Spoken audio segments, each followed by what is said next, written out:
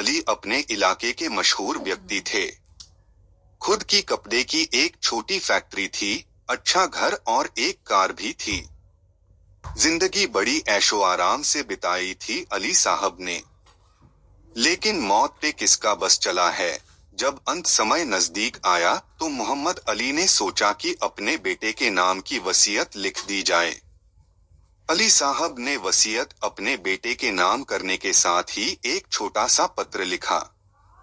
वो पत्र अपने बेटे को देते हुए बोले कि बेटे, इस पत्र को तब ही पढ़ना जब तुम मेरी एक आखिरी इच्छा पूरी कर दो।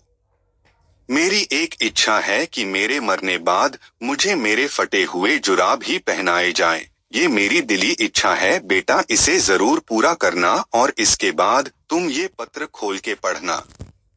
पिता के मरने के बाद जब उनके शव को नहला के लाया गया तो बेटे ने पिता के वही पुराने मौजे निकाले और पैरों में पहनाना चाहा। लेकिन वहां बैठे धर्म गुरुओं ने बेटे को रोका कि शव पर कफन के अलावा कोई कपड़ा नहीं पहनाया जा सकता। बेटे ने बहुत जिद की, तमाम उलेमाओं और मौलवियों को इकट्ठा किया गया। बेटे की इच्छा थी कि पिता की ख्वाहिश को पूरा जरूर किया जाए, लेकिन कोई नतीजा नहीं निकला।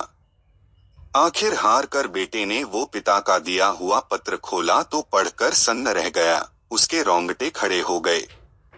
पत्र में लिखा था, मेरे बेटे, मैंने जिंदगी भर दौलत जमा की, फैक्ट्री खड़ी की, बड़ा घर बनाया और समाज में एक अच्छी पहचान भी है, लेकिन इन सब के बावजूद भी मैं अपना एक फटा मौजा भी साथ नहीं ले जा पा रहा हूँ। मैंने सारी फैक्ट्री और दौलत तुम्हारे नाम कर दी, खूब पैसा कमाना, लेकिन एक बात का याद रखना, एक दिन मौत तुमको भी आएगी और तुम अपने साथ कुछ ना ले जा सकोगे। अपने कर्मों को सदा ऊंचा रखना और इस धन को नेक काम और गरीबों की मदद में खर्च करना। बस यही एक पिता की वसीयत है और नसीहत भी। पढ़कर बेटे की आंखों से आंसू झलक आए। सत्य ही तो है, चाहे लाख पैसा इकट्ठा कर लो, तुम अपने कर्मों के सिवा इस दुनिया से कुछ नहीं ले जा सकते। खाली हाथ आए थे, खाली हाथ जाओगे। दोस्तों, ये नैतिकता पर आधारित एक सुंदर कहानी है। अगर एक कहानी की तरह पढ़ोगे तो कुछ नहीं सीख पाओगे। इस कहानी को गंभीरता से सोचना। इसे केवल पढ़ना नहीं है, बल्कि इसकी शिक्षा को अपनाना है। तभी इस कहानी को लिखना सार्थक होगा।